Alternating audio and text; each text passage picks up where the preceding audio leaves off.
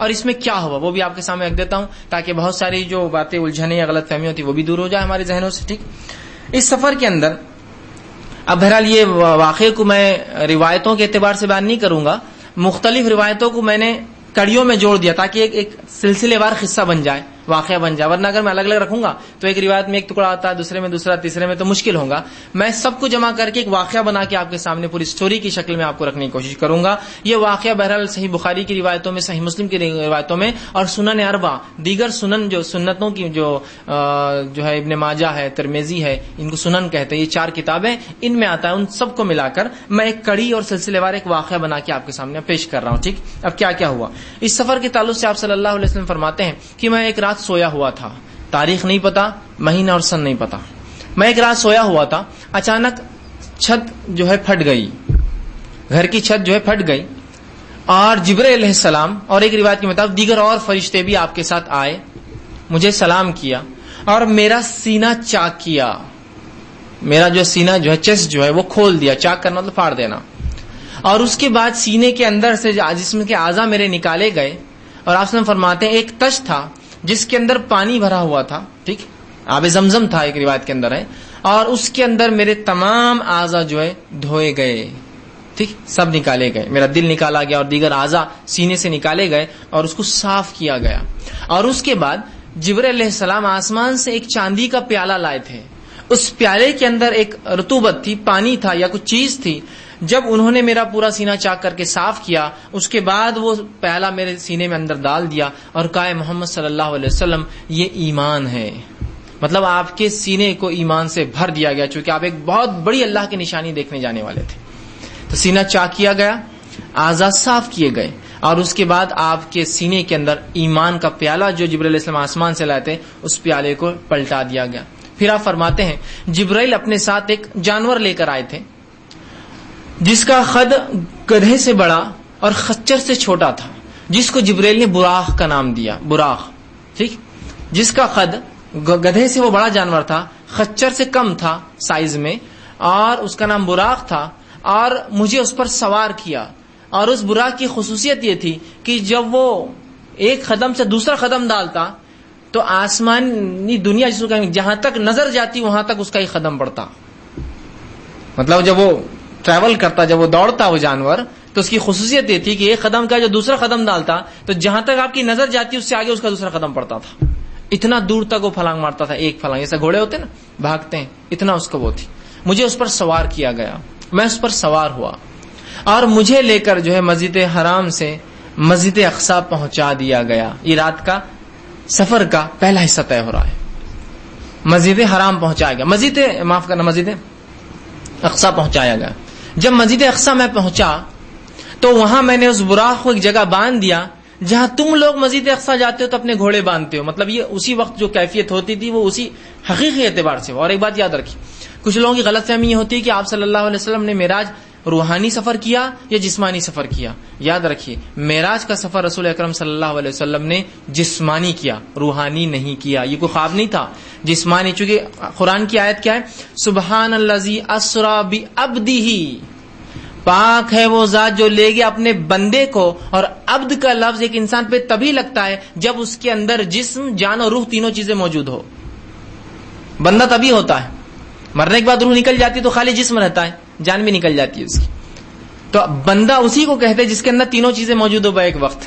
تو اس کا مطلب یہ سفر جسمانی ہوا, خواب میں نہیں ہوا. یاد رکھیے جو کچھ لوگ غلط فہمی میں ہوتے ہیں, جسمانی ہوا ہی بہرحال. اور اللہ کے لیے کیا ناممکن ہے, ٹھیک ہے بہرحال. تو آپ وہاں گئے, آپ کہتے میں نے اس خچر کو وہاں باندھ دیا جہاں تم لوگ اپنے گھوڑے باندھتے ہو. اس کے بعد جو ہے مسجد اقصی کے اندر تمام انبیاء موجود ہوئے, اور وہ آپ فرماتے کہ تمام انبیاء آئے اور میں نے ان کی امامت کی. اب وہ انبیاء کیسے آئے؟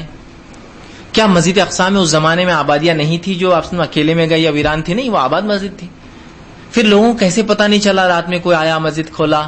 یہ تمام باتیں غائب کے علم سے ہیں. اپنے اللہ رب العزت کو اپنے بندے سے یہ کام کروانا تھا, اس نے وہ کروا دیا. ہم اس پر ایمان لاتے ہیں بس. اور کیسا ایمان لانا ہے انشاءاللہ آخری میں ایک واقعہ بھی رکھوں گا, اس پر ایمان کیسے لانا ہے. تو آپ کو پہنچا دیا گیا اور یہ تمام چیزیں غائب میں ہو رہی یاد رکھیے. انبیاء علیہ الصلوۃ والسلام کا اس جگہ آنا یہ سب غائب کی باتیں ہیں. اب اس سے کوئی خیاس آرائیاں نہ شروع کر دے جب وہاں انبیاء آئے اس کا مطلب انبیاء زندہ ہے, انبیاء فلاں ہیں. یہ خیاس آرائیاں بہت غلط ہوں گی اور انسان کا عقیدہ صحیح راہ چھوڑ کر صحابہ کے طریقے پہ چھوڑ کر کہیں اور چلا جائیں گا. ٹھیک, بس ہوا غائب کا معاملہ کیسے ہو واللہ عالم, اللہ بہتر جانتا ہے, اور اللہ کے لیے کوئی ناممکن چیز نہیں ہے یہ سب. تو بہرحال آپ فرماتے ہیں کہ تمام انبیاء وہاں موجود ہوئے اور مجھے امامت کا شرف دیا گیا. اس سے نبی اکرم صلی اللہ علیہ وسلم کا, اسی لیے آپ کو امام الانبیاء کا لقب دیا جاتا ہے. آپ تمام نبیوں کے سردار ہے, تمام نبیوں کے لیڈر ہے. چونکہ ظاہر سی بات ہے جو نماز کو پڑھا ہے وہ آپ کا لیڈر ہوتا ہے, اسی لیے نماز پڑھانے والوں کو امام کہتے ہیں. امام کا معنی ہوتا ہے لیڈر, وہ آدمی جو آپ ہر جگہ آگے رکھنا چاہتے ہیں اپنے سے. امام ویسے عربی لفظ کا معنی ہوتا ہے آگے, ورا کا معنی پیچھے, امامہ کا معنی آگے ہوتا ہے. اور امام مطلب جو آپ کو آگے بڑھ کے لیڈ کرتا ہے, آپ کو چلاتا ہے, جس کو دیکھ کر آپ رہنمائی کرتے ہیں, حاصل کرتے ہیں, جس کے پیچھے چلتے ہیں. تو یہاں رسول اکرم صلی اللہ علیہ وسلم کو انبیاءوں کا سردار بنایا گیا اور آپ نے نماز پڑھوائی. ٹھیک, اور یہ سفر یہاں ختم ہوا. یہ پہلا سفر کا فیز تھا جو حرام سے اقصیٰ تک ہوا. اس کے بعد آپ فرماتے ہیں کہ جبرائیل مجھے ساتھ لے کر چلے اور وہاں سے آسمانی سفر شروع ہوا جس کو معراج کہا جاتا ہے. اور پہلے آسمان پہ میں, جبرائیل اور دیگر فرشتے پہنچے اور جبرائیل علیہ السلام نے دستک دی. مطلب آسمان کے دروازے ہوتے ہیں اور جو بند ہوتے ہیں, دستک دی اور کہا, دستک دی گئی اور کہا کون ہے, اندر سے سوال ہوا. مطلب فرشتے بھی علم غیب نہیں رکھتے, ان کو پتہ نہیں تھا باہر کون ہے. کہا کون ہے, تو کہا جبرائیل. فرشتوں نے دیکھا تو کہا ساتھ کون ہے, تو کہا محمد صلی اللہ علیہ وسلم. پوچھا گیا کیا اجازت ہے, جبرائیل علیہ السلام سے دیگر فرشتوں نے سوال کیا کیا اجازت ہے, تو کہا اجازت ملی ہے. تو کہا پھر اہلاً و سہلاً, پھر دروازہ کھولا گیا اور پورے 7 آسمانوں تک یہی معاملہ ہوتا رہا. اجازت ہے پوچھا گیا, مطلب فرشتے وہ مخلوق ہے جو اللہ کے حکم کے بغیر کام نہیں کرتے. چونکہ جبرائیل نے کہا اجازت ہے, اس کا مطلب اجازت ہوں گی. تو دستک دی آپ نے فرماتے ہیں, فرشتوں نے پوچھا کون ہے, جبرائیل نے کہا جبرائیل ہے. کہا ساتھ کون ہے, تو کہا محمد صلی اللہ علیہ وسلم. کہا اجازت ہے, تو کہا اجازت مل گئی ہے کہ لایا جائے. کہا ٹھیک ہے. پھر دروازے کھولے گئے, فرشتوں نے سلام کیا, آپ نے ان کے سلام کا جواب دیا. آپ آگے بڑھے تو ایک بزرگوار شخصیت اس آسمان پر بیٹھی تھی. پہلا آسمان, فرسٹ فیز. آپ نے دیکھا اور کہا جبرائیل یہ بزرگ شخص کون ہے, تو کہا اے محمد صلی اللہ علیہ وسلم یہ آپ کے اور انسانیت کے باپ آدم علیہ السلام ہے. آپ صلی اللہ علیہ وسلم فرماتے ہیں وہ ایک بزرگ شخصیت تھے اور میں نے دیکھا, میں ان کے نزدیک گیا, میں نے انہیں سلام کیا. انہوں نے کہا اے پیارے بیٹے خوش آمدید, ویلکم, خوش آمدید تمہاری, ویلکم تم اس آسمان پر لائے. اس کے بعد آپ نے فرماتے ہیں میں نے آدم علیہ السلام کو دیکھا, وہ جب اپنے سیدھے ہاتھ کی طرف دیکھتے ہیں تو خوش ہوتے ہیں, الٹے ہاتھ کی طرف دیکھتے ہیں تو رنجیدہ ہو جاتے ہیں, روتے ہیں, غمزدہ ہو جاتے ہیں. میں نے کہا جبرائیل یہ کیوں اس طرح سے سیدھے ہاتھ کی طرف دیکھتے ہیں تو روتے ہیں, اور الٹے ہاتھ کی طرف دیکھتے ہیں تو معاف کرنا, سیدھے ہاتھ کی طرف دیکھتے ہیں خوش ہوتے ہیں, الٹے کی طرف دیکھتے ہیں رنجیدہ ہو جاتے ہیں. تو کہا اے محمد صلی اللہ علیہ وسلم آدم علیہ السلام کے سیدھے ہاتھ کی طرف انہیں وہ ان کی اولاد دکھائی جاتی ہے جو جنت میں جانے والی ہے, تو دیکھ کر آپ خوش ہو جاتے ہیں. اور کوئی بھی باپ خوش ہوں گے بچوں کی کامیابی دیکھ کر. لیکن جب آپ کو وہ لوگ دکھائے جاتے ہیں جو آپ کی نسل سے ہوں گے, آپ کی اولاد سے ہوں گے, لیکن شرک اور کفر اور نفاق اور اللہ کا انکار کرنے کی وجہ سے آخرت میں جہنم جانے والے, تو دیکھ کر غم زدہ ہو جاتے ہیں. تو آپ صلی اللہ علیہ وسلم نے پوچھا ہے جبرائیل آدم کی اولاد میں سے فیصد کے اعتبار سے کتنے جنتی اور کتنے جہنمی ہیں؟ تو کہا اے محمد صلی اللہ علیہ وسلم 1000 میں سے 1 جنتی ہے, صرف 1000 میں سے 1.0001%, اشاریہ 0.001% لوگ جنت میں جائیں گے, صرف 1000 میں سے 1 جائیں گا. تو کہا ہر 1000 میں سے 1 جنتی ہے اور 999 جہنم میں جانے والے ہیں. تو اسی لیے آدم ایک طرف دیکھتے ہیں تو خوش ہوتے ہیں, دوسری طرف دیکھتے تو غمزدہ ہو جاتے ہیں. بہرحال یہ تھا سفر کا پہلا حصہ اور پہلا آسمان. آپ فرماتے ہیں وہاں سے مجھے پھر دوسرے آسمان کی طرف بڑھایا گیا. دوسرے آسمان پہ جب میں پہنچا دستک دی گئی, پھر سے پوچھا گیا کون, تو کہا جبرائیل. کہا ساتھ کون ہے, تو کہا محمد صلی اللہ علیہ وسلم. کہا اجازت ہے, تو کہا اجازت ملی ہے. تو کہا خوش آمدید. دروازہ کھولا گیا, فرشتوں نے آپ کو سلام کیا. آپ کہتے ہیں میں وہاں سے جب دوسرے آسمان پر گیا تو میں نے 2 شخصیات کو دیکھا. میں نے پوچھا اے جبرائیل یہ دونوں کون ہیں؟ اس سے بھی پتہ چلتا ہے نبی اکرم صلی اللہ علیہ وسلم علم غیب نہیں تھا. آپ بار بار پوچھ رہے یہ کون ہے, یہ کون ہے, یہ کون ہے, یہ کون ہے. تو کہا اے محمد صلی اللہ علیہ وسلم اس میں سے جو ایک ہے وہ یحییٰ ابن زکریا ہے, معاف کرنا جو ہے, ہاں یحییٰ ابن زکریا مطلب یحییٰ علیہ السلام جو زکریا علیہ السلام کے بیٹے تھے. اور دوسرا کہا گیا یہ عیسیٰ ابن مریم ہے علیہ السلام. آپ صلی اللہ علیہ وسلم نے دیکھا، اور ایک روایت میں آپ فرماتے ہیں میں نے جب عیسیٰ علیہ السلام کو دیکھا ایسی کیفیت میں تھے کہ بال جیسے انسان کے بھیگے ہوئے ہوتے ہیں، نہا کر نکلتا ہے ہلکے ہلکے بھیگے ہوئے، اور آپ کے بال کاندھوں تک تھے اور اس میں سے پانی ٹپک رہا تھا، ایسا انسان نہا کے نکلتا ہے. ٹھیک. تو بہرحال آپ فرماتے ہیں کہ پھر میں آگے بڑھا اور دونوں نے مجھے سلام کیا. آپ صلی اللہ علیہ وسلم نے جواب دیا. کچھ روایتوں میں آپ کے سلام کرنے کے الفاظ ہے، کچھ نبیوں کو، اور کچھ روایت میں ان کا ہے. بہرحال دونوں ہی باتیں درست ہو سکتی ہے. ایسا دو لوگ ملتے ہیں اور دونوں سلام کرتے ہیں اور پھر دونوں بھی جواب دیتے ہوتا ہے نا کبھی، واللہ عالم. بہرحال کچھ روایتوں میں الفاظ ہے کہ انبیاء نے آپ کو کیا، کچھ میں الفاظ ہے کہ آپ نے انبیاء کو کیا. بہرحال سلام ہوا. سلام کے بعد ملاقات کی دونوں سے، اور اس کے بعد رسول اکرم صلی اللہ علیہ وسلم کو تیسرے آسمان کی طرف لے جایا گیا. تیسرے آسمان کی طرف جب آپ بڑھے، آپ کہتے ہیں پھر وہی مرحلہ ہوا. دستک دی کہ پوچھا گیا کون، کہا جبرائیل. کہا ساتھ کون ہے، تو کہا محمد صلی اللہ علیہ وسلم. کہا اجازت، تو کہا اجازت ہے. آسمان کا دروازہ کھولا گیا. جب میں وہاں اس آسمان پہ گیا تو میں نے بڑا ہی خوبصورت انسان وہاں دیکھا. میں نے پوچھا جبرائیل یہ کون انسان ہے، تو کہا یہ یوسف ابن یعقوب علیہ السلام ہے، یوسف علیہ السلام. اور آپ نے فرماتے جب میں نے یوسف علیہ السلام کو دیکھا، ان کو اللہ رب العزت نے دنیا کی خوبصورتی کا بڑا حصہ دے رکھا تھا. مطلب بہت ہی خوبصورت، بہت ہی حسین اور بہت ہی جمیل تھے.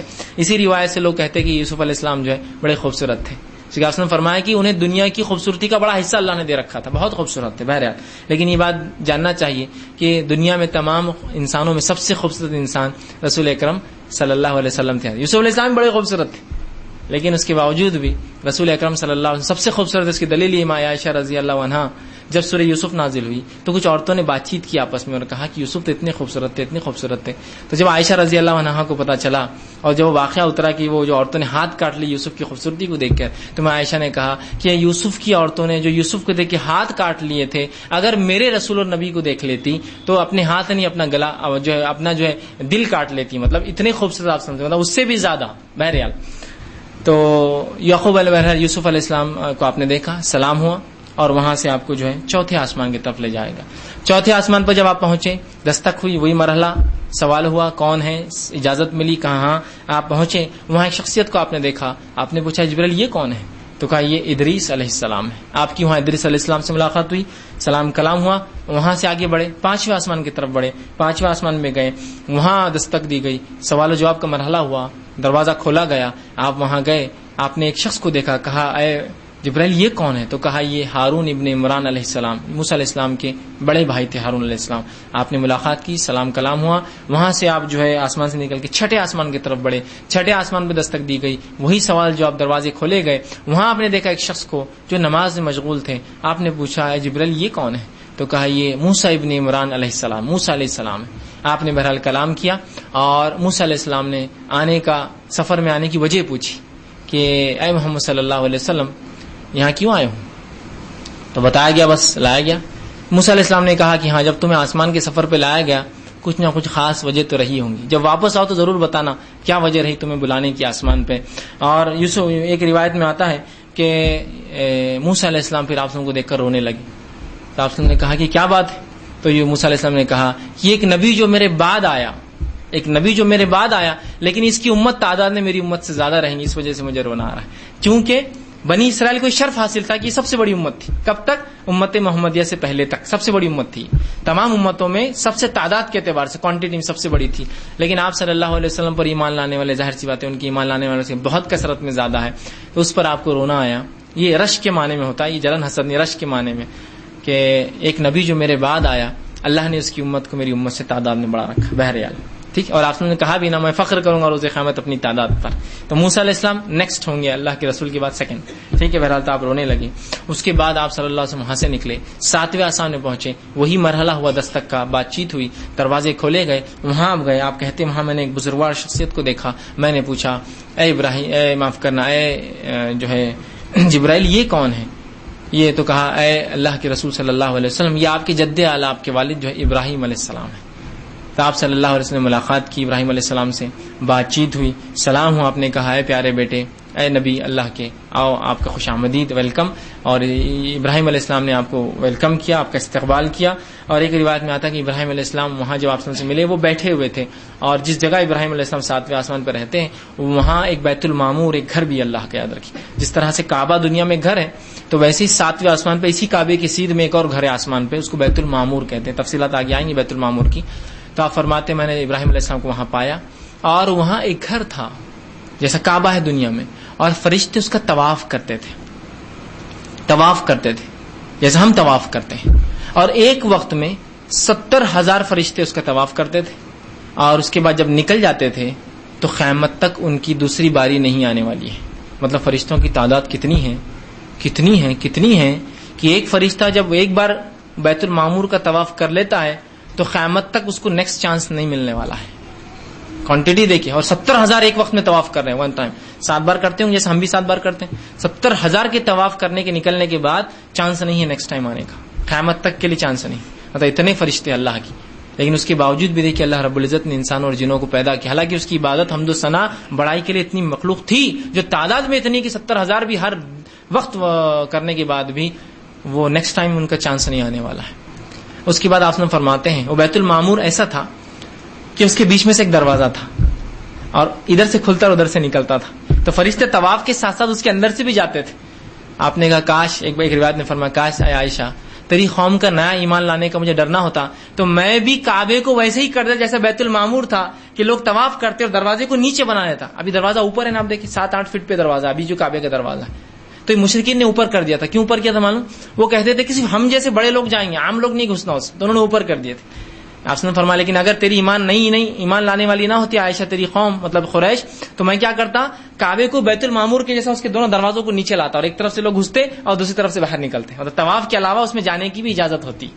بہرحال خیر وہ نہیں کرے آپ نے، اس لیے کہ ڈر تھا کہ قوم میں اشتعال نہ ہو جائے، کچھ تماشا نہ ہو جائے، لوگ خاموخواہ ایک مسئلہ نہ ہو جائے. بہرحال تو بیت المعمور کا وہ طواف کرتے اور نکلتے اور جاتے. وہاں ابراہیم علیہ السلام سے ملاقات ہوئی. ابراہیم علیہ السلام نے کچھ نصیحتیں بہرحال امت مسلمہ کے لیے آپ صلی اللہ علیہ وسلم کو کی مختلف، چونکہ یہ اسراء اور معراج کی روایتیں اتنی زیادہ ہے اور کوئی بھی ایک روایت مکمل نہیں ملتی ہے کہ تو ہر راوی نے کسی مطلب کے تحت اور کسی مقصد کو بیان کرنے روایت کا ایک حصہ بیان کیا، تو پوروں کو جوڑنا ممکن ہی نہیں ہے.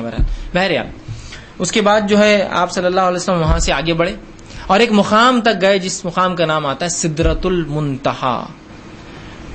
وہاں جبرائیل علیہ السلام گئے اور کہا ہے محمد صلی اللہ علیہ وسلم یہ لاسٹ ڈیڈ لائن ہے میرے لیے، اس کے آگے میں نہیں بڑھ سکتا، یہ میری یہاں لمٹ ختم ہو گئی. یہی حد تھی جس حد تک میں، آپ فرشتوں کے سردار ہے جبرائیل علیہ السلام، میں یہاں تک آ سکتا، اس کے آگے میری حد نہیں ہے.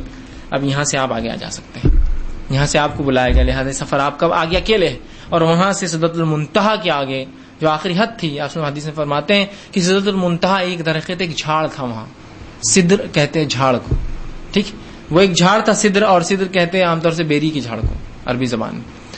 اس کے پتے ایسے تھے اس جھاڑ کے جیسے ہاتھیوں کے کان ہیں، بہت بڑے بڑے پتے تھے اور بہت وسیع، اتنا بڑا جھاڑ کی جس کی کوئی انتہا نہیں. کچھ روایتوں میں آتا ہے اس کا ایک پتا اتنا بڑا کہ 500-700 سال تک ایک گھوڑا تیز رفتار بھاگتا رہے تو اس کو پورا نہ کر سکے، ایک پتا. اور جھاڑ میں ایسے کروڑوں لاکھوں پتے ہوتے ہیں. بہرحال پھر میں وہاں سدرۃ المنتہا سے جو ہے بیت المعمور سدرۃ المنتہا، وہاں سے جبرائیل چھوڑ دی مجھے اور میں وہاں سے آگے گیا اور پھر اپنے رب سے میں نے بات چیت کی. رسول اکرم صلی اللہ علیہ وسلم نے اللہ رب العزت کو یاد رکھی وہاں نہیں دیکھا. ماں عائشہ رضی اللہ عنہا کی واضح حدیث ہے، آپ نے فرمایا جس نے یہ کہا کہ نبی اکرم صلی اللہ علیہ وسلم نے اللہ کو دیکھا اس نے جھوٹ کہا. اس لیے کہ اگر وہ دیکھتے رسول اکرم صلی اللہ علیہ وسلم اللہ کو تو یقیناً اپنے بیوی کو تو ضرور بتاتے آ کر کہ میں نے دیکھا ہے، لیکن آپ نے کبھی بھی اللہ رب العزت کو نہیں دیکھا. اس سفر میں آپ نے جبرائیل علیہ السلام کو اپنی حقیقی شکل میں دیکھا. جو دنیا میں آتے وہ حقیقی شکل میں نہیں آتے تھے، وہاں حقیقی شکل میں دیکھا. اور اللہ سے آپ جو ہے کمان یا 2 کمان کی دوری پر تھے، اور یہ کمان دنیا کی کمان نہیں ہے، اندر کی کمان جو ہوتی ہے یہ آخرت کا ہے. اگر جس کے جھاڑ کا ایک پتا 700 سال کی مسافت کا ہو گھوڑے کی بھاگنے کی رفتار کے، تو کمانیں کیسی ہوں گی، ہے نا. اندازہ لگائیں ایک جھاڑ کے ایگزاگریمیشن میں اس کے تسلسل میں ایک کمان کو لگایا، آپ کے گھر کا ایک جھاڑ اور دروازہ کیسا ہوتا ہے. واللہ عالم، یہ سب غائب کی باتیں ہیں. بہرحال آپ نے لیکن اللہ کو نہیں دیکھا، لیکن اللہ سے کلام کیا. پھر ایک آواز آئی اور اللہ کے رسول صلی اللہ علیہ وسلم کو وہاں 2 تحفے دیے گئے. ایک نہیں تھا، 2 تحفے تھے. پہلا تحفہ دیا گیا وہ یہ تھا کہ آپ کو سورۃ البقرہ کی آخری 2 آیتیں دی گئی، آسمان پہ دی گئی، اس میں کوئی فرشتہ نہیں آیا تھا. کون کون سی؟ سورہ بقرہ کی آیت میں 285 اور 286، لاسٹ 2 آیتیں آمن الرسول بما انزل الیہ من ربہ والمؤمنون سے لے کر جو ہے اس کے بعد والی آیت کے خاتمے تک، یہ 2 آیتیں وہاں دی گئی. اور ان 2 آیتوں کی فضیلت آپ صلی اللہ علیہ وسلم فرماتے ہیں اگر کوئی شخص 2 آیتیں پڑھ لے تو اس کے لیے کافی ہو جاتی ہے. کافی، اگر مر جائے تو مطلب کافی جنت جانے کے لیے. کافی ہونا مطلب یہ مومن کے لیے کافی کیا، دنیا تھوڑی، اس کے لیے تو آخرت ہے اور آخرتی کامیابی کافی ہے. آپ فرماتے جو ان آیتوں کو پڑھ لے، مطلب ان آیتوں کو پڑھ لے، سمجھ لے، ان کے مطابق عمل ہو تو یہ پھر اگر مر جائے تو کوئی مسئلہ نہیں، کافی ہو جائیں گے اس کے لیے، اس کے نجات کے لیے آیتیں کافی. اور آپ صلی اللہ علیہ وسلم ہر رات سونے سے پہلے 2 آیتوں کو پڑھتے تھے، کیونکہ آپ کو خاص دی گئی تھی بلا کر. تو پہلا تحفہ 2 آیتوں کا دیا جانا. اس کے بعد آپ کو دوسرا تحفہ ملا اور وہ سب سے اصل تھا. یاد رکھیے یہ تو قرآن کا حصہ ہی ہے قیامت تک کے لیے. یہ تحفہ بڑا اہم تھا اور وہ تحفہ تھا نماز کا تحفہ، جو آپ کو اللہ نے فرمایا اے محمد صلی اللہ علیہ وسلم آپ کی امت کے لیے 50 وقت کی نماز فرض کی گئی ہے. نبی اکرم صلی اللہ علیہ وسلم خوش ہوئے.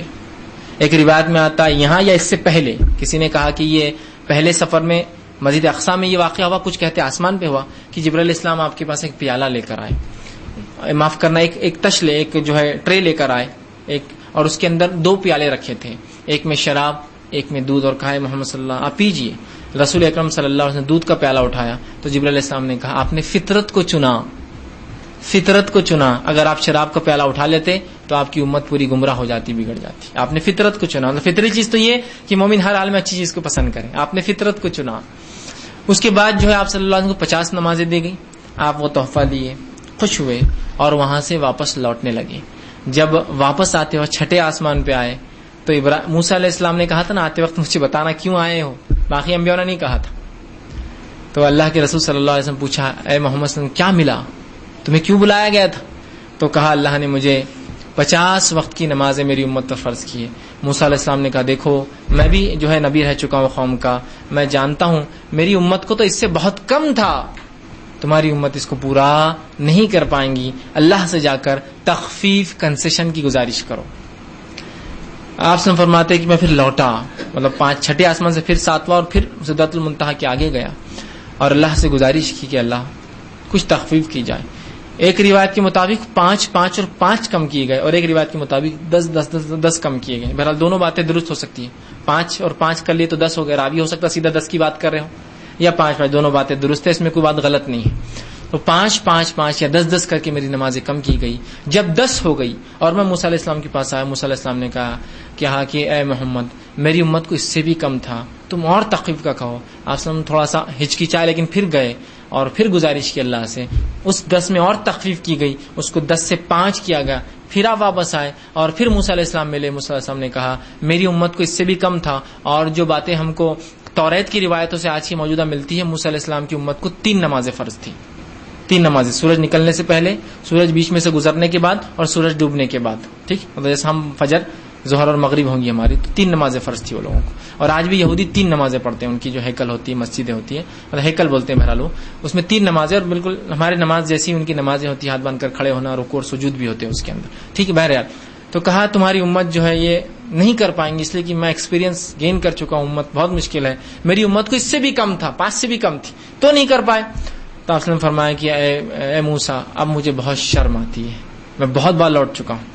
کہ تو اگر وہ 5 کی روایت کو لے تو آپ اب تک 9 بار لوٹ چکے تھے، 9 ٹائمز جا کر آ چکے تھے. اور اگر 10 کی روایت کو لے تو آپ اب تک 5 بار جا کے آ چکے تھے. 10 اور پھر 5 نا، 10 اور 5 تو 5 بار جا کے آ چکے تھے. آپ نے کہا اب مجھے حیا آتی ہے، شرم آتی ہے کہ میرا رب مجھے کچھ دینا چاہتا ہے اور میں کم کرتا جا رہا ہوں. اس کے بعد جب 6 آسمان پہ سے آپ نے طے کر لیا کہ آپ واپس نہیں جاؤں گا، تو ایک آواز ہے اے محمد صلی اللہ علیہ وسلم آپ کی امت کے لیے میں نے ہر عمل کو 10 گنا بڑھا دیا ہے، لہٰذا جو تمہاری امت میں سے 5 وقت کی نماز پڑھ لیں گا ثواب پورے 50 کا پائیں گا. 10 ٹائمز بڑھا دیا گیا. اسی لیے آپ نے حدیث میں فرمایا جو رمضان کے روزے رکھے اور اس کے بعد شوال کے 6 روزے رکھے، چاہے ایک ساتھ رکھے یا توڑ کر رکھے، اسے سال بھر کے روزوں کا ثواب ملے گا. رمضان کے روزے کتنے ہوئے؟ 30. شوال کے روزے ہوئے 6، کتنے ہو گئے؟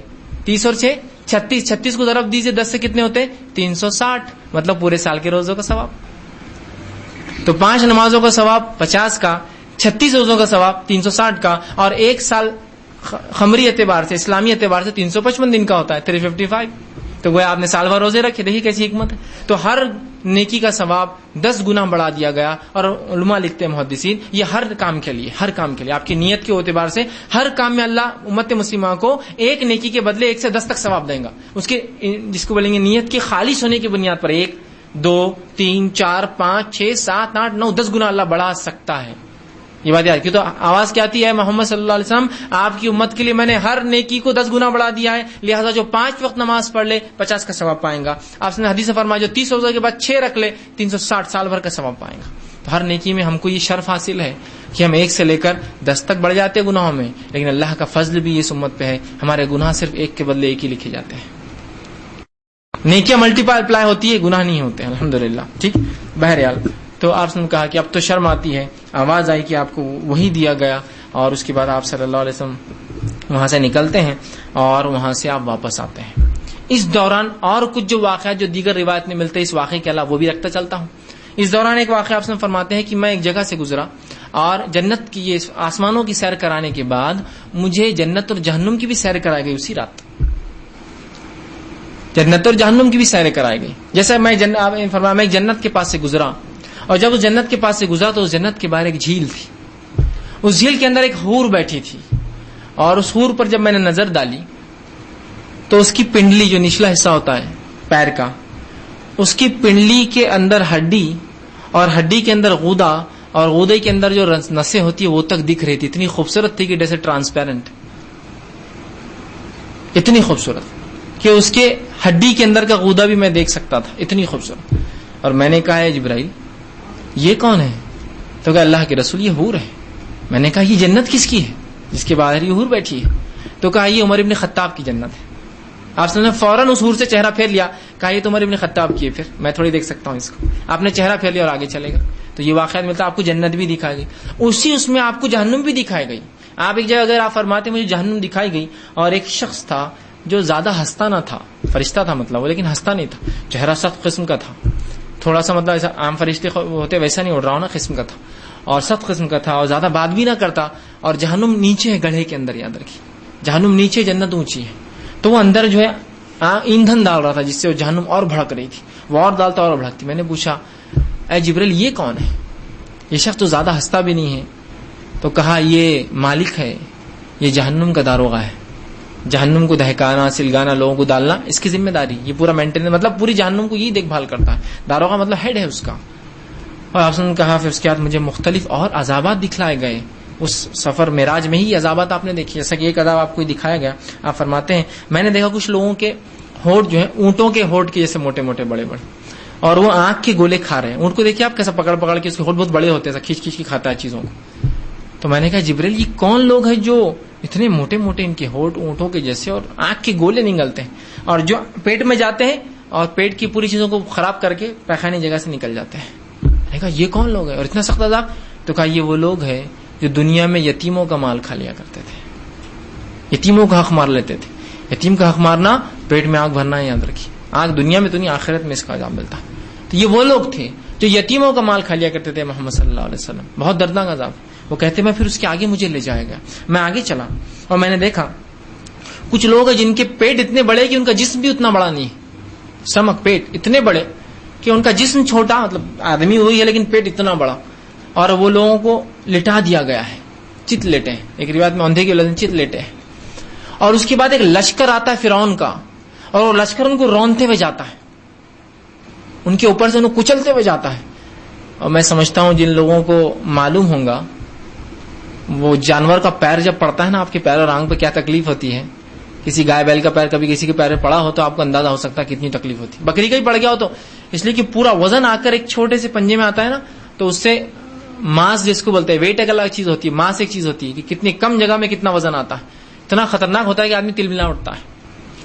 تو وہ جانور پورا لشکر رونتے ہوئے جائیں گا فرعون کا. میں نے کہا یہ کون لوگ ہیں؟ اتنی سخت سزا کہ پیٹ بڑے ہو گئے لشکر رونا ہے. کہا یہ آپ کی امت کے وہ لوگ ہیں جو سود کھایا کرتے تھے. کھا رہے نا سود. انسان کیوں کماتا حرام چیزیں؟ پیٹ بھرنے کے. اور کیا فائدہ ہوتا ہے انسان کو؟ دیکھیے کمائی کہاں جاتی ہے؟ یا تو پہن کر انسان کپڑے بتا کے پھاڑ دیتا ہے، یا تو کھاتا ہے. اس کے علاوہ کمائی کا کچھ فائدہ ہوتا ہے کہ آپ کو؟ نہیں میں نے گھر بنایا. ارے بھائی گھر بنایا تو مر جاؤں گے تو گھر ساتھ لے جاؤں گے کیا؟ جو پہن کر پھاڑا وہ تمہارا ہوا، جو کھا کر ضائع کیا وہ تمہارا ہوا، باقی سب تو وارثوں کا ہوا. باقی سب تو دنیا کھا جائیں گی بعد میں، دنیا میں رکھ کے جاؤں گی. تو ان کے پیٹ بڑے کر دیے جائیں گے. اسی کے لیے کہتے تھے نا تم یہ سب کا. تیسرا آپ فرماتے ہیں میں نے دیکھا کچھ لوگوں کے سامنے 2 قسم کے گوشت رکھے تھے. ایک تازہ فروا گوشت اچھا، اور ایک باسی سڑا ہوا گندا گوشت. وہ تازے فروے گوشت کو چھوڑ کر سڑا ہوا گوشت کھا رہے تھے. میں نے کہا جبرائیل یہ کون لوگ ہیں جو سڑا ہوا گوشت کھا رہے ہیں؟ اچھا گوشت ہونے کے بعد تو کہا یہ آپ کی امت کے وہ لوگ ہیں جو نکاح تو کرتے تھے لیکن زنا نہیں چھوڑتے تھے. اچھی چیز تو دی گئی تھی، بری چیز کھاتے تھے آخرت میں. اور یہ تمام عذاب معاف کرنا جہنم کی آگ میں ہو رہے ہیں. یہ بات کو آپ ہمیشہ یاد رکھیے، جہنم کی آگ میں ہو رہے ہیں. یہ گوشت جو سڑا ہوا اور پکا اچھا ہے، دونوں جہنم کی آگ میں ہیں. وہ جو روندے جا رہے جہنم کی آگ میں ہیں. اس کو سمجھیے آپ، کیوں تو جہنم میں سب سے پہلے آنکھ کے عذاب کے ساتھ تمام عذاب لگے ہوئے. آنکھ کے ساتھ وہ آنکھ کے گولے کھانا، آنکھ کے ساتھ وہ خون اور پیپ پینا، آنکھ کے ساتھ وہ روندے جانا، آنکھ کے ساتھ سب ہے معلوم. آنکھ کے ساتھ وہ توق ڈالا جائے گا گلے میں جو زمین پہ گرے گا، جو دوسروں کی زمین لوٹ لیں گا، آنکھ کے اندر ہے سبھی. اور وہاں کی آنکھ دنیا کی آنکھ سے 70 گنا زیادہ ہے، 70 ٹائمز. آپ نے فرمایا کہ دنیا کی آنکھ کے مقابلے میں جہنم کی آنکھ 69 درجے، اگر ٹوٹل ملا لیا تو 70 درجے زیادہ ہے. اور دنیا کی آنکھ سے مراد کیا معلوم آپ کو؟ دنیا میں کتنی آگ ہم پیدا کر سکتے ہیں اس کے مقابلے میں. آج ہم جانتے ہیں انسان لاکھوں ڈگری سینٹی گریڈ تک پہنچ سکتا ہے.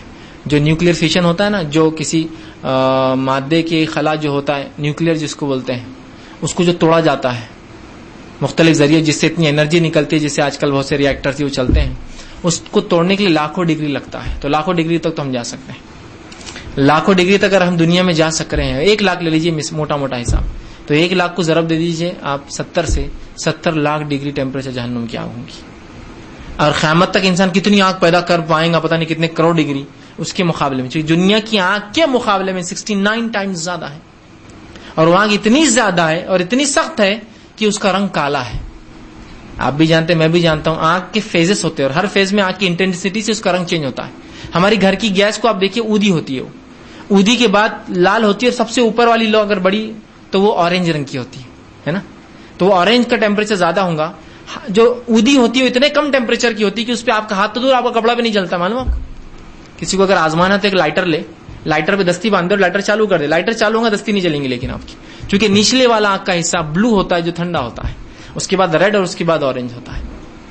تو آنکھ اپنے الگ الگ ٹیمپریچر کے حساب سے رنگ بدلتی ہے. جہنم کی آنکھ 70 درجے اتنی زیادہ ہے کہ اپنا رنگ کھو چکی ہے، کالی ہو چکی ہے. تو کہا کہ وہ یہ زنا کار لوگ ہیں. تیسرا فرمایا میں آگے چلا تو جہنم میں نے دیکھا کچھ عورتیں لٹکی ہوئی ہیں، اور وہ اوپر لٹکی ہوئی جہنم میں، اور ان کے سینوں میں ہک ڈالے ہوئے ہیں. میں نے کہا یہ کون عورتیں اتنا سخت عذاب کہ ان کے سینوں میں ہک اور لٹکی ہوئی؟ تو کہا محمد صلی اللہ علیہ وسلم یہ آپ کی قوم کی وہ عورتیں ہیں جو شادی تو کرتی لیکن اولاد کسی اور سے پیدا کرتی، اور اس اولاد کو اپنے شوہر کا نام دیتی. مطلب زناکار عورتیں شادی کر لیتی ہے اور رنگرلیاں دوسروں سے رچاتی ہے، اولاد ہوتی تو بولتی تمہاری ہے. تو کہا یہ وہ عورتیں ہیں. مطلب وہ ایک طرح سے جس طرح سے کبابا بھونتے ہیں نا، ان کو اسپیشل سزا ملے گی تاکہ دنیا عبرت حاصل کرے کہ تم نے یہ عمل کیا تھا. اس کے بعد آپ فرماتے ہیں کہ میں جہنم کے داروغہ مالک سے ملاقات کی. ایک روایت میں آپ نے فرمایا میں نے کچھ لوگوں کو دیکھا، ان کے ناخن جو ہے پیتل کے تھے یا تانبے کے تھے، اور وہ اپنے چہروں کو نوچتے اور پورے جسم کو نوچتے. میں نے کہا جبریل یہ کون لوگ ہیں، کیا کرتے، یہ کیا نوچ رہے؟ تو کہا محمد صلی اللہ علیہ وسلم یہ آپ کی قوم کے وہ لوگ ہیں جو غیبتیں کیا کرتے تھے لوگوں کی. کہ تو غیبت میں لوگوں کی عزت اچھلتی ہے نا، یہ لوگوں کی عزتیں اچھالا کرتے تھے.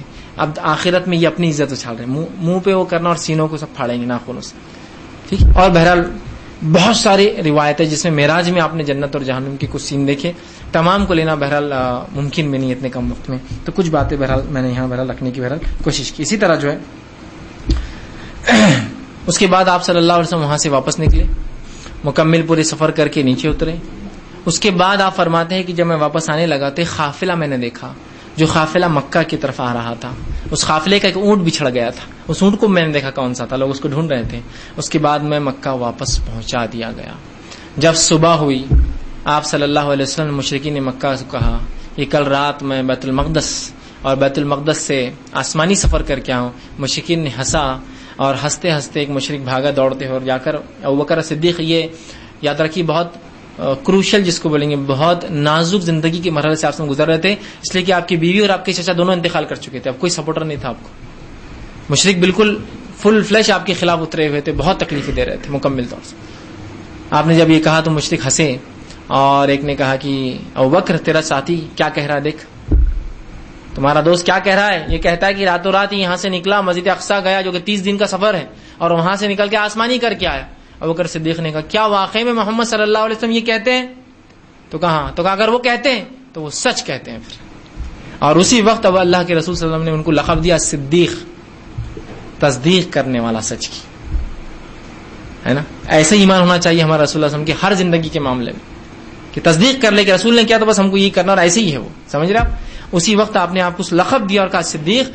ابوبکر وہ، اور اس بات کو رسول اللہ صلی اللہ علیہ وسلم اپنی زندگی میں دہراتے بھی رہے. جب مدنی زندگی میں ایک بار عمر ابن خطاب نے ابوبکر کو تھوڑا کچھ غیر غلط کہہ دیا تو آپ صلی اللہ علیہ وسلم اٹھے اور کہا کہ تم کیوں ابوبکر کو غلط کہتے ہو؟ اس لیے کہ یہ وہ تھا جب پوری دنیا میرا انکار کر رہی تھی، یہ میرا اقرار کر رہا تھا. جب پوری دنیا میرے خلاف تھی، ابوبکر میرے ساتھ کھڑا تھا، تو اس کو کیوں برا بولتے ہو؟ اگر ابوبکر سے کوئی غلطی بھی ہو تو اس کو برداشت کر لیا کرو، چونکہ اس کے احسانات بہت زیادہ ہیں اسلام کے اوپر اور مسلمانوں کے اوپر. تو صدیق کا لقب آپ کو دیا گیا تب اس واقعے کے بعد. اور ہمارا ایمان بھی ایسی ہونا چاہیے. اس لیے میں نے کہا نا اس واقعے میں ہمارا ایمان کیسا ہو؟ صدیق اکبر کے جیسا ایمان ہو. بس ایسا ہوا تو ہوا، بس ختم. عقل میں آؤ مت آؤ، سمجھ میں آؤ مت آؤ، لیکن اگر بات ثابت ہے تو ہم ایمان لاتے ہیں اس پر. ٹھیک ہے؟ یہ بات ان لوگوں کے لیے جو عقلوں سے لڑاتے ہیں قرآن حدیث کو. نہیں، عقل میں تو نہیں آتا ہے. تمہاری عقل کہاں اتنی بڑی بھائی، جاؤ عقل کو سدھار کے آؤ. کتاب و سنت بہت اونچی چیز ہے، یاد رکھیے. بہرحال اب اس کے بعد وہ آپ نے جب یہ کہا تو مشرک جمع ہو گئے اور کہا چلو اب یہ بتاؤ وہ بتاؤ وہ بتاؤ. کہ تو ظاہر سے آپ کبھی وہاں سفر پہ نہیں گئے تھے. پوچھا گیا یہ بتاؤ، آپ شام سفر کے لیے گئے تھے لیکن بیت المقدس کبھی سفر نہیں کیا تھا. آپ نے پہلے اپنے چچا کے تجارتی قافلے لے گئے تھے شام کو آپ، اور اس کے بعد اپنے بیوی خدیجہ رضی اللہ عنہا کے قافلے لے گئے تھے، لیکن کبھی بھی آپ نے بیت المقدس کا سفر نہیں کیا تھا. تو پوچھا بتاؤ. تو پھر جبرائیل علیہ السلام آئے اور بیت المقدس کو ہاتھ میں لے کر آئے اور آپ کو بتاتے جاتے. جیسے جیسے لوگ پوچھتے ہاں چلو یہ بتاؤ والا کہاں ہے، جبرائیل علیہ السلام بتاتے جو آپ نے رات میں دیکھا تھا نا اور مکمل نہیں دیکھا. تو آپ کہتے ہیں یہ ایسا تھا ویسا تھا. آپ نے پورا بتایا. اس کے بعد آپ نے کہا ایک قافلہ آ رہا ہے جو اتنی دیر میں یہاں پہنچے گا، اور اس کا ایک اونٹ گم گیا تھا اور یہ اونٹ اس کا سب سے آگے چل رہا ہے، جو کہ آپ نے اوپر سے دیکھا تھا نا آسمان جب اتر رہے تھے. اس کے بعد جب وہ قافلہ آیا تو مشرکین نے دیکھا واقعی میں واقعہ تو ایسی، وہ جو اونٹ آپ نے پہلا بولا تھا وہی پہلے اندر آیا. اور جب پوچھا کیا تمہارا کوئی اونٹ گما تھا؟ تو کہاں رات میں ایک اونٹ گم گیا تھا ہمارا، بڑی مشکل سے ملا. خیر بہرحال اس کے بعد مشرک ایمان نہیں لائے اس کے بعد.